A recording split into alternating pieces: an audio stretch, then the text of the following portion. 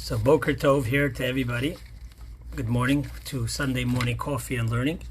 And let's get into the mood with some of the festivities over here. And let's go over here. Let's just put this start here. Independence Day tonight, it was a 4th of July fireworks spectacular like no other thanks to the coronavirus pandemic. It was Coney Island and the Empire State Building that closed the curtain on a week full of surprise fireworks shows across the city. The goal here was to prevent large crowds from forming. News 4's Adam Harding is live in Long Island City, where people were definitely out tonight, Adam. Okay, just to get you sort of into the mood and of the 4th of July, let's set the camera over here and let's begin to talk about it. Ein minute. Hold on a moment. Let me enter the door here. Let me put it on pause so it doesn't bother us. And that's the story. Okay, here we go. So, July 4th was yesterday. We're still sort of in the July 4th weekend. And I want to very much talk about this as well as another date that we're celebrating now, and both yesterday and today, which is what is called in Hebrew as Yud Beis, Yud Gimel Tammuz. Yud Beis, Yud Gimel Tammuz is the day of the previous Rebbe's liberation, which I will explain how we get there. But these two things come together for, I believe, an important Jewish message related to July 4th. So I want to first mention a story that I saw. Let me look at my notes. I like to quote who I saw this story from a woman on Chabad.org. Her name is Jolie Greif, if I'm pronouncing it correctly. And she relates the following story because, let me give just a little background or a little introduction. As Jews, we are, I would say, obligated because it's a Jewish concept and virtue to show what is called in Hebrew as hakarat hatov, showing appreciation, showing gratitude. That's a very, very strong Jewish value. And I want to start with a story and then explain how this relates, of course, to July 4th, Yud Beis Tammuz.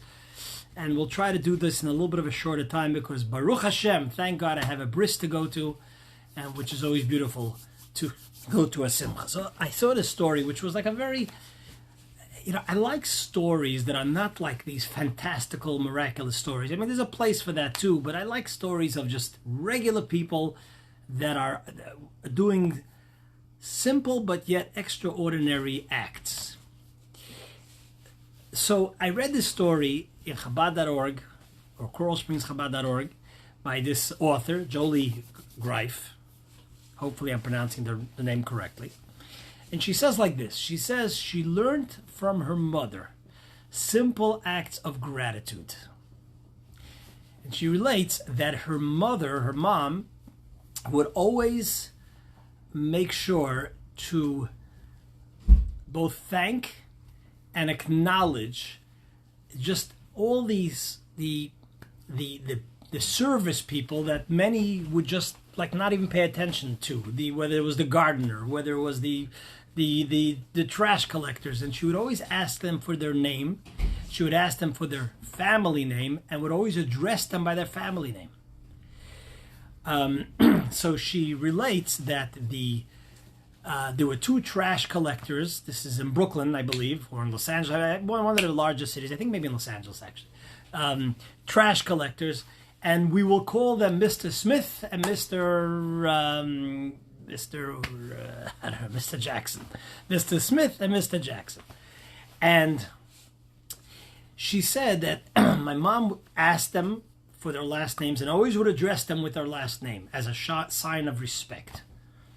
And she said she expressed her thanks to them for how they did the garbage collection. And there was 4 things that she pointed out. I hope I remember the 4 things.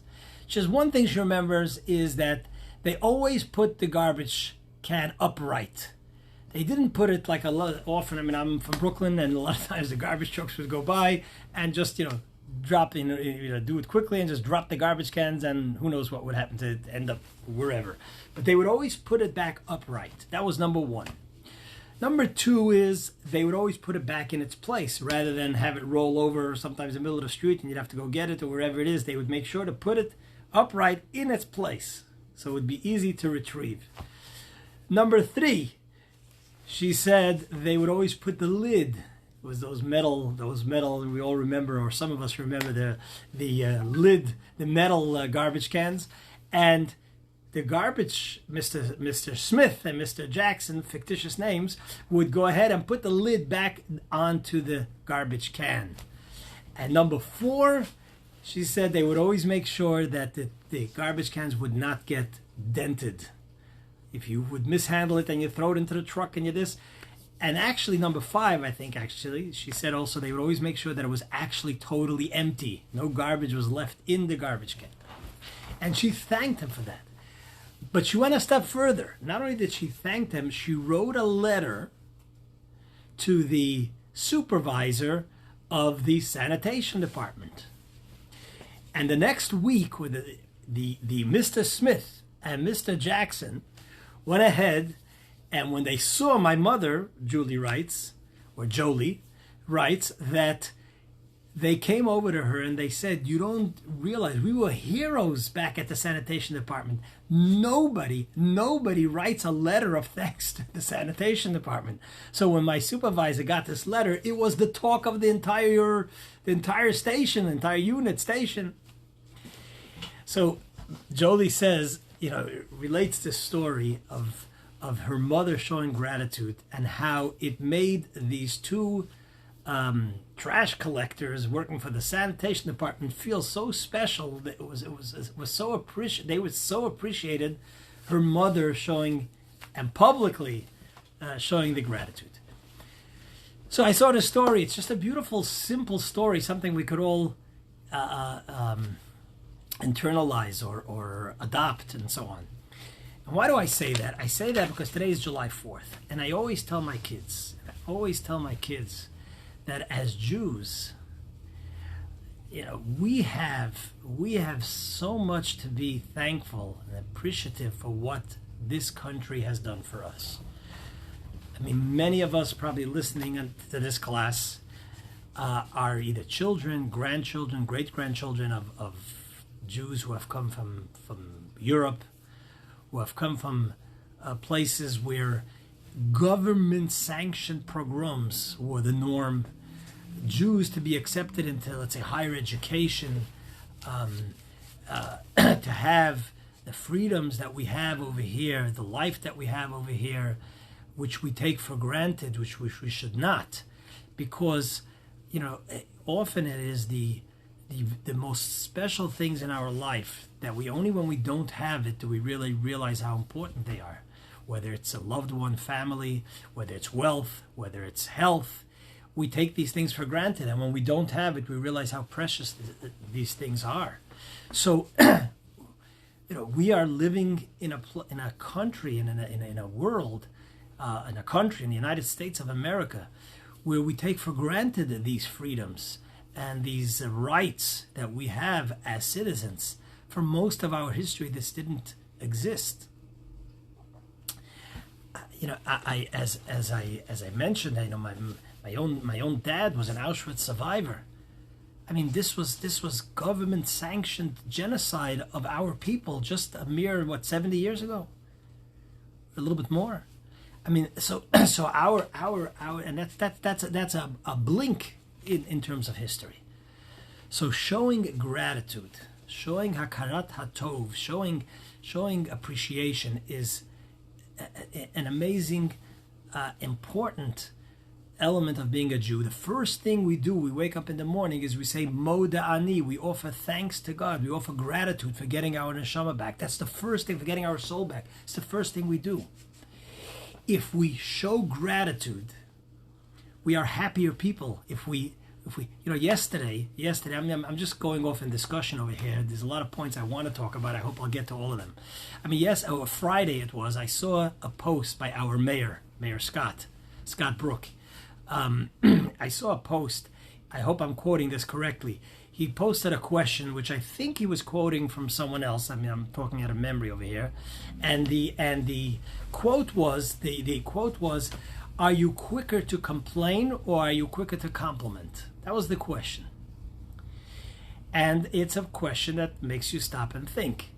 And I think we will all agree that if you are a person that is quicker to complain, then you're most likely an unhappy person. And if, not to say that sometimes complaining is not necessary, of course. And if you are a person that is quicker to compliment or to show gratitude, you are a happy person. And not only are you a happy person, your kids and your family will be happier, because if you could teach them to show gratitude, to appreciate that which they have, they'll be better people, they'll be happier people, they'll be more productive people, etc. And I should have a pen here because thoughts come into my head and then they get out of my head. So I should make a note when something comes into my head that I want to share. So, as citizens of this country, of the United States of America, and the gratitude, I want to mention another point. First of all, let me say a bracha. See, this time, let's say a bracha on the coffee. Baruch atah Adonai Eloheinu melech haolam shakol niya bidvaro, which is a way of showing gratitude. We're saying, God, thank you for giving me this coffee. Simple gratitude. July 4th, Jews, we have what to celebrate. Number one, as I just said, because the freedoms this country has offered us. The opportunities this country has offered us. Several years ago, I would say probably 15 years ago, I hope I'm getting the history right, so you're welcome to correct me. I think it was during the Clinton administration, I think. I was invited to an event in Washington that was celebrating the Rebbe, Rabbi Menachem Mendel Schneerson's birthday on the 11th of Nisan, sometime in April. And there was an event in Washington, D.C. that was attended by what in Yiddish we would call many of the machers of Washington, in gratitude or in celebration, in recognizing, because the 11th of Nisan the 11th of Nisan, which is the Rebbe's birthday, has been dedicated by the United States government as Education Day. You can look it up on Google. So in honor of that, we were in Washington, and there was many of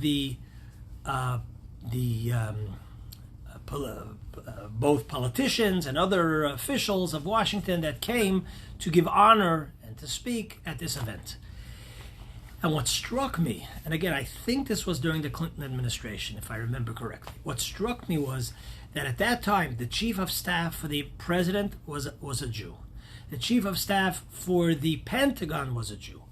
The chief of staff for the vice president at the time was a Jew. It was amazing to see, between all the people who spoke, how high up in the running of this country, whether it was in the economic arena, whoever was at that time the head of the Federal Reserve, the president's office, they were all Jews.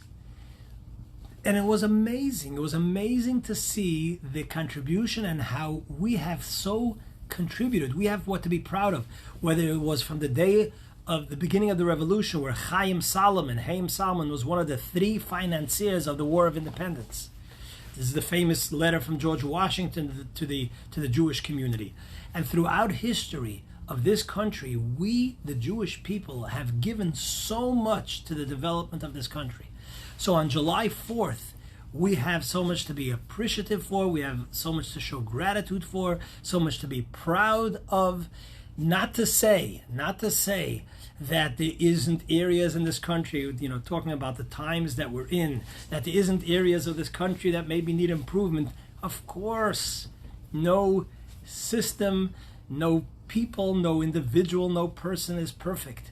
But you know what? This country has been absolutely fantastic, welcoming to the Jewish people, and in turn, we have been so much part of this country and shown gratitude and dedicated ourselves to hard working, to scholarship, to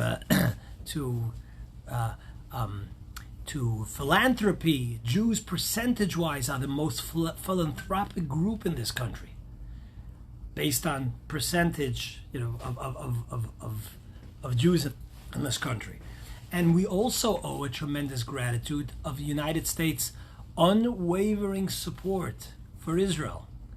No matter the president, and without getting political, we should give a thank you of each president. I mean, I just remember the last two presidents, whether it was Obama, who I think signed the highest package of military support to Israel, and whether it's Trump, who finally signed what all presidents said that we're going to do, that Jerusalem, acknowledging Jerusalem as the capital of Israel, which we don't need an American president to sign it because God has given it to us. But nevertheless, we have to show gratitude to the presidents of the United States, whether it was Harry Truman, whether it was throughout, each of these presidents have always in the UN or wherever it is had Israel's back. And we have to show gratitude. We have to put politics aside. This is not telling you who you should vote for, who you shouldn't vote for. This is not the issue. When a thank you is warranted, we should show hakarat hatov. This is all part of what July 4th is. It's a day of celebration, a day of gratitude. Okay, we've done plenty of that. I mean, and I want to move on to another thought of July 4th, but I want to move on with regards to in the context of another very important celebration, which has to do with Yud Beit Yud Gimel Tammuz that I mentioned at the beginning. When we as Jews think about July 4th, there's another very, very important element that we have to remember, which is that we are Jews. Sounds like a simple enough statement. As Jews, Hashem gave us a mission, a purpose. God gave us a Torah, He gave us mitzvahs with the objective of living like a Jew, each one to the best that we can. It's not an all or nothing. It's not either you're totally religious with a long beard or nothing, or I go and I eat the ham sandwiches every day. As a Jew, each one of us have the equal same responsibility to make this world, tikkun olam, to make this world a better world, by publicly proclaiming, like our father Abraham did, that there's a God in this world, there's a superpower, a supreme being, there's a supreme being that controls this world, that sustains this world, that gives us life, and that our value and moral system are based on Torah that God gave us. That's our general, most important mission. That's the meaning of our life. And we do that within the context of Torah, which has laws of both our responsibility and merit in our relationship to God, and our responsibility and merit to a fellow human being, and looking out for a fellow human being, all human beings, within the guidelines of God's Torah. So when we talk about a country that has given us freedom, I often ask my bar mitzvah boys, I mean, right now, I don't always teach bar mitzvah boys. Some of the younger rabbis do so. I'm already a little bit of, whatever, we'll stop there. But I often ask, or even today when I interact sometimes with teenagers, I ask them, are you first Jew or are you first American? Now, some people very quickly get a little uneasy about that question, and they get a little nervous. Where's the rabbi going with this? And is this a way of him undermining his patriotism, or my patriotism, or questioning my patriotism? Right? And then I ask them, before I answer these few questions, then I ask them, I as a rabbi, we're a little more armed than the typical teenager. So then I say to them, okay, now that I've convinced you that you're first Jew and then American, and the simple evidence to that, I say to them, is that you could denounce your American citizenship, although you shouldn't. You should be a proud and appreciating American and so on, but you could denounce it. But you could never ever denounce the fact that you're a Jew, because that's part of your core. So that's the simple evidence that you are first Jew and then American. Having said that, I asked them, what do you know more about, your American history or your Jewish history? And we could, typically we know what the answer to that is. But what I want to explain is that they're not a conflict. It's not a conflict. Being a Jew and being an American is not a conflict at all. And not only that, being the Jew first and being an American is actually a compliment. It's a testament to the beauty of America. Let me explain. America, the beauty of America, as we know, is freedom of religion. And as the Rebbe would always point out, it's not freedom from religion, it's freedom of religion. It allows everyone to practice and to be their freedom as long as you do not harm another human being. You have the right of freedom of speech, you have the right to freedom of religion, you have the right to be who you are. That's what America is. I'm not talking now in terms of the landscape, terms of the scenery, all the beautiful scenery. My kids have been touring, taking road trips during this time now in the summer and during COVID. They've been taking, my older kids have been taking road trips to Montana and to Gay Face, who knows where, and it's beautiful. I mean, I personally have a love of nature and wildlife, and my kids have thankfully inherited that, so they love to see these things, and that's wonderful. But I'm not talking about the landscape now, or the scenery, or I'm talking right now about the concept of America. The concept of America is the freedom to be who you are. And different people are different things. Different people have different cultures. Different people have different traditions. Different heritages. A different heritage. So the beauty of America is why we love this country, why we appreciate and gratitude, is it allows you to be who you are. So as a real American patriot, the one question you have to ask yourself is, who are you? And as a Jew, we know the answer, as I articulated before. So this is where Yud Bet Tammuz and Yud Gimel Tammuz comes into the picture. Yud Beis Tammuz is the day that the previous Rebbe was liberated. He was put into a Russian prison. And when he was put into prison, because he led 600 institutions in Soviet Russia during the 1920s and 1930s. He led, sorry, the phone over here is it's doodled. Hold on, sorry, it came off its holster over here. Okay, I think we're good. We're back. Okay, so he led an underground network against the communist government, and people literally gave their lives to keep Judaism alive in the Soviet Union. I want to give it a quick story, an example, where they had a secret mikveh, because a mikveh, especially for women, and to have children who are born in accordance to the way the Torah and the purity of the Torah, and God wants children to be born, so he had a secret mikveh, which was forbidden, not by the Russian Constitution, by the way, but it was by the communist government. So he had a secret mikveh. And if you're caught, you're put to death. So he gets a knock on the door. This wasn't the previous year. This is one of his students that he inspired. And one of the Russian officials from the KGB comes in and somehow discovers this mikveh was a very small mikveh that's kosher only by basic Jewish law or the exact measurements. And the guy says, "What's this?" He says, "This is my extra supply of drinking water." And although then they didn't have the way of cleansing and filtering the water like we have today, at least he for sure didn't.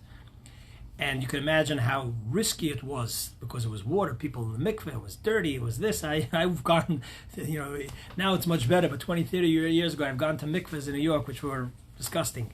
There's no better way to say it. So he quickly grabbed a cup and he drank it down like nothing. And the guy said, okay, fine, and he left. I'm just trying to point out one story of many, many thousands of stories of how the previous Rebbe inspired a generation to literally put their lives on the line to keep Judaism alive. And today, on the Hebrew date, is when he was liberated, and there's a lot of details to that story. I want to just mention one other quick story, because it's a known story of the previous Rebbe, that while he was interrogated, so that he should give up who are his students and his network, he absolutely refused. And the guy pulls out a gun, and he says, this little toy has made many people talk. And the previous Rebbe said to him like this: this toy has made people who believe in many gods and in one world, it's made those people talk. But not someone who believes in two worlds, this world and the world to come, and in one God. So I'm not frightened by that. So that's who the previous Rebbe was. And then, after the liberation, not long after that, a couple of years later, he arrived in the United States and he founded the Chabad movement, which, going back that many years ago, Jews were literally absolutely embarrassed to walk in the street with a beard, with a yarmulke. And that's another discussion onto its own right. But I just wanted to tie the two together to highlight that it is this freedom versus where we were before that these two dates are come together. July 4th, Yud Beis Tammuz, where the previous Rebbe came to this country from the old country, and he went ahead, even though many Jewish leaders, religious leaders in this country told him in the United States is different. You can't have the old country. You can't have the shtetl type of Judaism where everybody walks around proud to be a Jew, displays their Judaism. You can't have it. This United States of America, everybody's very modern. Everybody, looks at you funny if you do so, and so on. I don't know if everybody, but many. And in the late 1940s, a lot of the laws that we have against religious discrimination was not even put into place yet. There were Jews that would come here and they would have a job from Sunday to Friday because they refused to work on Shabbos, and they would be fired. So this is part of what we're celebrating. This is July 4th, and I want to end off with one more conclusion, I want to conclude with one more story from last week, and I really felt I was upset that I forgot this story. It was a personal story with that happened with me. Last week, the class it's related. It was about blessing, Birchat Kohanim, the blessing of the Kohanim, and the gist of the class was that Birchat Kohanim, one of the qualities of Birchat Kohanim, the blessing of the Kohanim, is that it happens very quickly. It represents a higher level. It elicits a higher level of love of Hashem, of God. And that's why it is through love of each other that we bring down this blessing. And it's such a powerful flow that it gets rid of all the obstacles. You just need to have the love as a vessel, as a vehicle. So I forgot this story. This is a personal story. I'm not a miracle worker. Far from it. I'm a very ordinary individual. I had the good honor, thank God, of being raised in yeshiva and spending years in the Rebbe's presence, and that is amazing. But I am a Kohen, and last week I gave a Birchat Kohanim, and there was a story I wanted to share, a personal story of Birchat Kohanim. I was once at an event. I believe it was a wedding, and at this wedding, I was called over by the mother of the bride, and she said to me, my sister is here from a different country. Because of privacy, I don't want to give away the details. I don't want to give too many details. My sister is here, and her daughter, meaning the mother of the bride's niece, would like a blessing for a child. I said, look, I'm not a miracle worker, but I'm a Kohen, and we know that Birchat Kohanim has this extraordinary power, and it also works. It's Birchat Kohanim. It works quickly. So that's what I'll do. So I went ahead and I gave the Birchat Kohanim to this young lady who was hoping to have a child. A year later, maybe less, I was at an event. I don't remember what event or where it was, and I'm called over, and I'm told, Rabbi, the Birchat Kohanim worked. the person you gave the blessing to, she became pregnant and she had a child. So I forgot to share that last week. I wanted to share it this week. And because I forgot to share it last week, I want to end off with it again. Whenever I have opportunity, whenever people ask me, Rabbi, give me a blessing, I always say the Birchat Kohanim. Always. In fact, this past week I was a sandik at a bris, and it's customary for a sandik to give blessings. So even though I did this last week, we'll do it again. It's never too much to bless fellow individuals. So I'm going to end off again with a Birchat Kohanim by Daber Adonai El Moshe Lemor, Daber El Aharon Ve'el Banav Lemor. Before I continue, I want you to have in mind whatever you need a blessing for. Please have it in mind. Please make a resolution to increase your love for your fellow human beings in a practical, real way. We spoke about gratitude. Gratitude is a form of expressing love. Make a resolution to show gratitude, to share gratitude with your loved ones, so that they, especially your kids, when your kids see that you show gratitude, it becomes part of their nature, and it has a effect on others, and so on. Let me continue with the Birchat Kohanim. Ko tevaruch et Bnei Yisrael lamor lahem yivarechecha Adonai v'yishmerecha yoir Adonai panav eilecha v'choneka yisa Adonai panav eilecha v'yosem l'cha shalom. Everybody should have a fantastic week, an amazing week. Thank you for watching and listening. Please share words of Torah with others. I will say, if you would like to volunteer, we've been giving out, I would say, in the last week only, or last 2 weeks, we probably have given out food to probably, if I had to guess, 2,000 people of all colors, of all religions, of all backgrounds, and so on. And it's amazing. It's amazing that we have been given the opportunity through various things that developed to do so. It's such an amazing feeling. Talking about gratitude, I personally feel such gratitude that we have become the conduit to feed so many people. And not only that, I feel such a sense of gratitude that I have brought together, or that we have brought together, several of us, so many volunteers who just are out there in the 95-degree weather, which is the real feels like 105, and are just there to help. I feel such gratitude for that. And I'm saying this because if you would like to volunteer, let me know. We have a WhatsApp volunteer group, and every time I know in advance, and sometimes it's not consistent, that there is a food delivery coming that we will be able to distribute, I send them a WhatsApp message to this volunteer group, and we have a wonderful response, which is just absolutely amazing, talking about good people. So if you could do so, or you have an older teenager who you would like to do so, or a responsible older child who would like to help, please let us know. We'd be glad to receive that help to be able to help others. Everybody have a fantastic day and a fantastic week.